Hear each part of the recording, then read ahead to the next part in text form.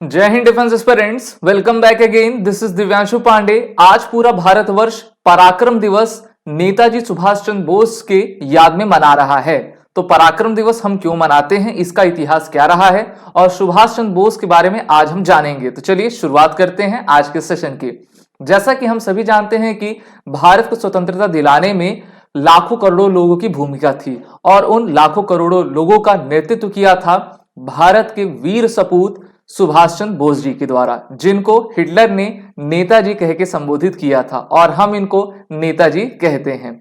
नेताजी सुभाष चंद्र बोस की जन्म जयंती हर साल 23 जनवरी को मनाई जाती है और इस बार भी पूरा भारत हर्ष उल्लास के साथ इनकी जन्म जयंती मना रहा है पराक्रम दिवस के रूप में। प्रधानमंत्री नरेंद्र मोदी ने आह्वान किया था कि अब हम हर साल 23 जनवरी को सुभाष चंद्र बोस जी की जो जयंती है उसको वेलर डे यानी कि पराक्रम दिवस के नाम से जानेंगे और इस बार इनकी 127th बर्थ एनिवर्सरी है।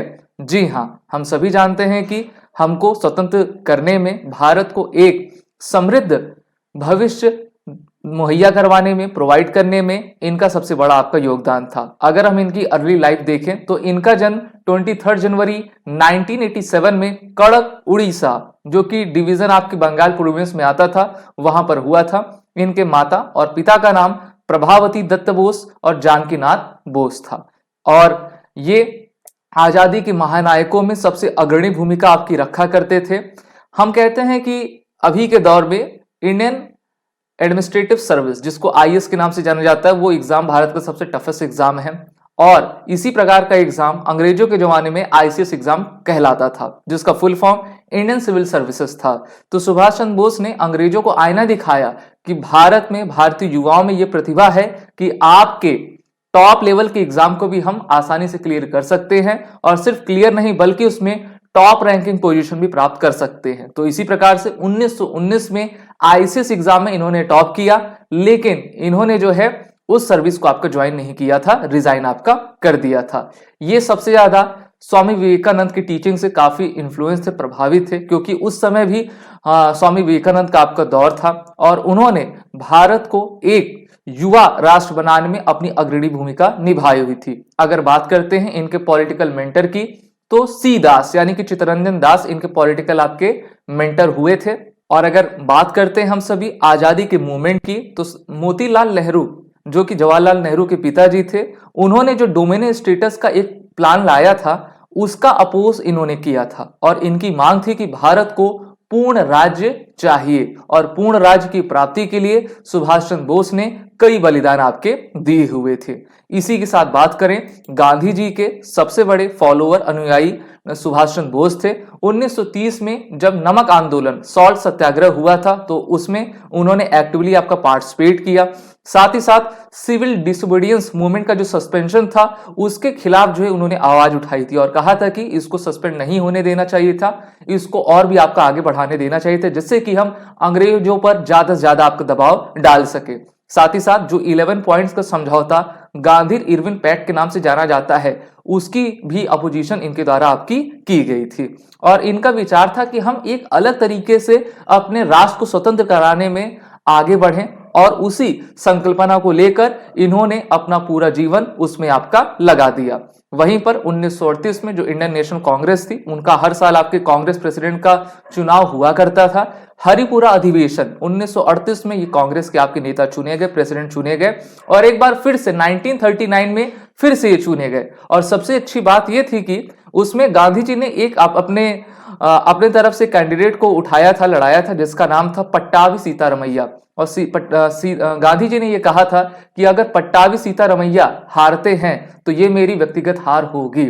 और उस समय देखा जा रहा था कि सुभाष चंद्र बोस और गांधी जी के बीच में जो है काफी मतभेद आपके आ गए हैं। सुभाष चंद्र बोस गांधी जी की जो प्रक्रिया थी भारत को स्वतंत्र दिलाने में, वो उस पर जो है अपनी राय नहीं रखते थे, वो उससे आपके खुश नहीं थे। साथ ही साथ जब सुभाष चंद्र बोस ने देखा कि गांधी जो है काफी नाखुश हैं, तो उन्होंने खुद से जो है अपने पद से इस्तीफा दे दिया और उनके पद पर जो है राजेंद्र प्रसाद को आपका लाया गया था। राजेंद्र प्रसाद जी वही हैं जो भारत के आपके पहले राष्ट्रपति बने और भारत के पहले राष्ट्रपति जो कि जिनका 2 टर्म का आपका कार्यकाल लगातार था। साथ ही साथ उसके बाद सुभाष चंद्र बोस ने अपनी नीति अपनाई और इन्होंने फॉरवर्ड ब्लॉक की आपकी स्थापना की, जिससे कि वो पॉलिटिकल लेफ्ट और मेजर सपोर्ट अपने होम स्टेट बंगाल में आपका प्राप्त कर सके, और उन्होंने उसको प्राप्त भी आपका किया। 1943 जुलाई में वो जर्मनी से जापानीज कंट्रोल सिंगापुर गए, जहां पर उन्होंने सबसे लोक प्रसिद्ध नारा दिया, और वो नारा था दिल्ली चलो का। जी हां, दिल्ली चलो, क्योंकि अब हमें सिर्फ दिल्ली देखना है और भारत को स्वतंत्रता अगर प्राप्त करानी है तो उसका रास्ता, उसकी चाबी, उसका सिंहासन दिल्ली में ही आपका है।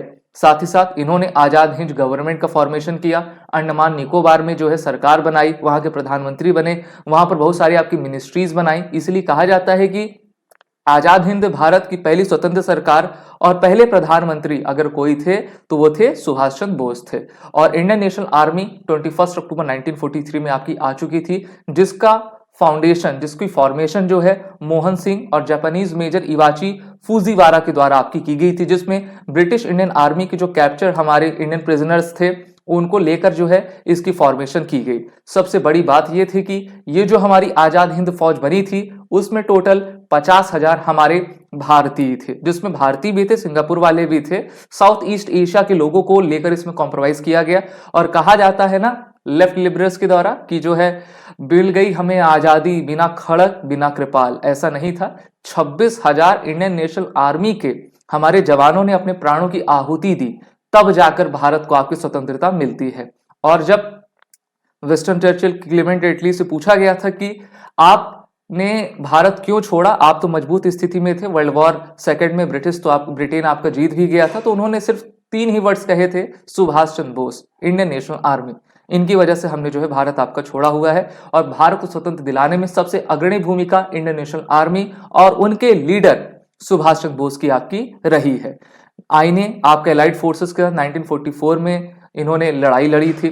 अगर हम इनके मृत्यु देखें तो मृत्यु का रहस्य काफी है। कोई कहता है कि एरोप्लेन में इनकी दुर्घटना हो गई, बहुत सारे फोटोज आते हैं जिसमें देखा जाता है कि सुभाष चंद्र बोस हैं, तो इसलिए पूरे सार्थक तौर से प्रमाणित नहीं किया जा सकता कि कब इनकी मृत्यु आपकी हुई है। लेकिन आजादी की इस महानायक को हम याद करते रहेंगे, ये हमारे मना मस्तिष्क दिल में जो है हमेशा बने रहेंगे। इन्होंने सबसे एक फेमस कोट कहा था, patriotism is not a matter of words but of deeds, यानी कि सिर्फ बोलने पे नहीं बल्कि अगर आप जब करते हो तभी वो सही पैट्रियोटिज्म रहा करता है। और आजादी के इस महानायक को ट्रिब्यूट दिया है हमारे भारत के राष्ट्रपति, हमारे प्रधानमंत्री के द्वारा। साथ ही साथ 28 फीट की ऊंची प्रतिमा जो है इंडिया गेट में इनकी आपकी लगाई गई है, जो कि सबसे बड़ी श्रद्धांजलि इनको अर्पित किया गया है। आप सभी defence aspirant SSB crack exam के इंटरव्यू और रिटन कोर्सेज में एनरोल होकर अपने आने वाले एग्जाम की तैयारी जरूर करें। उसके लिए वॉरियर 10 कोड का यूज कर लीजिए, जिससे कि हमारे कोर्स में एडमिशन लेते वक्त आपको 10% का फ्लैट डिस्काउंट मिले। जय हिंद। अगर आप एक डिफेंस एस्पिरेंट हैं और SSB interview, NDA, CDS, AFCAT जैसे एग्जाम्स के लिए प्रिपेयर कर रहे हैं तो आप एसएसबी क्रैक एग्जाम्स के कोर्स को चेक करना ना भूलें। आप हमारी लर्निंग एप्लीकेशन को गूगल प्ले स्टोर से भी डाउनलोड कर सकते हैं।